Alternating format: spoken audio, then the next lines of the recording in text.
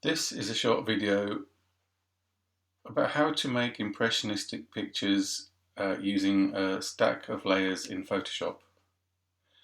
I've imported 5 layers from Lightroom with the command from Lightroom open in Photoshop and create layer stack, and that just takes the pictures that you've selected in Lightroom into Photoshop and puts them all together in a stack of different layers.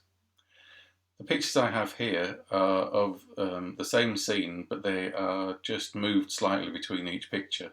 So each one has a slightly different position to the previous one. So the easiest way to create a kind of multiple exposure impressionistic appearance with this technique is to look at the blending modes for the different ways you can combine them together. So if I just click on the different blending modes in the layers window on Photoshop, you can see how it shows the various ways that they interact with each other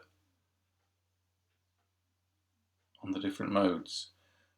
They all have some effect. Some of them obviously are a little bit more difficult to see than others.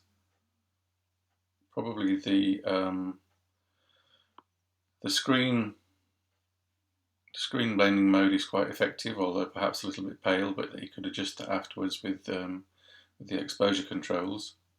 Or the overlay is perhaps a little bit more pleasing. You get much more of the colour and the tone in overlay, and if that's a bit too harsh, then you can drop down another one for soft light.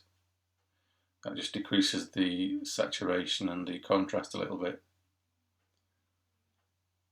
And obviously some of them are quite extreme, but quite interesting.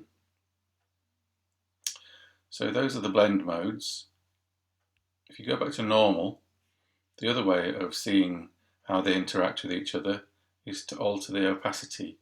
So if you go up to the opacity control up here and just slide it down to sort of somewhere near 50%, you can immediately see that once you have lessened the opacity of the top layer, you can see the ones below. So if I go down to the next one and alter the opacity of that too, you can see the one below that, and so on and so forth. Altering the opacity of each layer in turn allows you to see the one below it. The effect becomes less and less obvious as you go down the stack because there's so much information overlapping. You don't want to alter the opacity of the bottom one because that's got nothing to show through. But as you can see, you can now see parts of the whole stack mingling with each other on this one preview. So you can easily just go back to them and alter the opacity to adjust the effect. Now I think this is quite successful, but obviously it depends a lot on the original images that you're working with. I don't think this one is my best work here. I think some of the most successful ones I had from the project weren't the separate pictures that I blended later in Photoshop, but were the multiple exposure ones that I did in camera. So if I go to Lightroom, you can see it's a bad example. If I go to one of the other ones,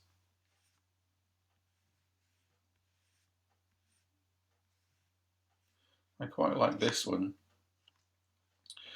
That's an in-camera multiple exposure of, I think I was doing a burst of 10 pictures for each one and just moving the camera around slightly. All I've done with this one is alter the contrast a little bit and the exposure a little bit to bring out some of the details. It looks like I've boosted the saturation, but I actually haven't in this one. So I think that one's quite interesting. Some of these I quite like some of these pointy shaped yellow. They're kind of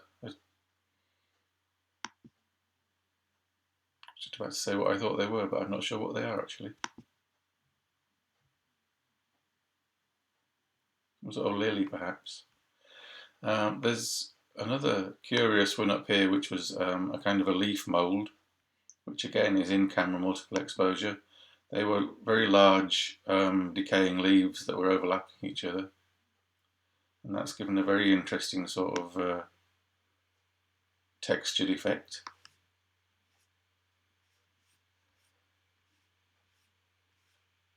Some of the other ones that I did of larger scenes are quite interesting.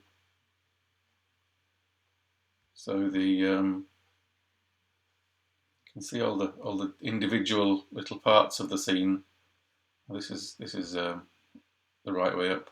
So you can sort of recognise that as the one of the water channels with the logs falling over it, but it gives it a very sort of pointillist, impressionistic look by doing the in-camera multiple exposure. I also tried some exposure dragging or in-camera intentional camera movement, but I didn't really take to that as much as some of the other ones. Yeah, that was one of the bridge with ICM, and it's interesting, but maybe if we tweak the exposure a little bit, it will help. But again, it's not quite what I was after, I don't think. So overall, I think I preferred the in-camera multiple exposure. Yeah, that almost gives a kind of a kaleidoscope sort of fractal look, doesn't it? Okay, well I hope yours worked better than mine, and I hope you got some interesting effects. I'll be looking forward to seeing them later.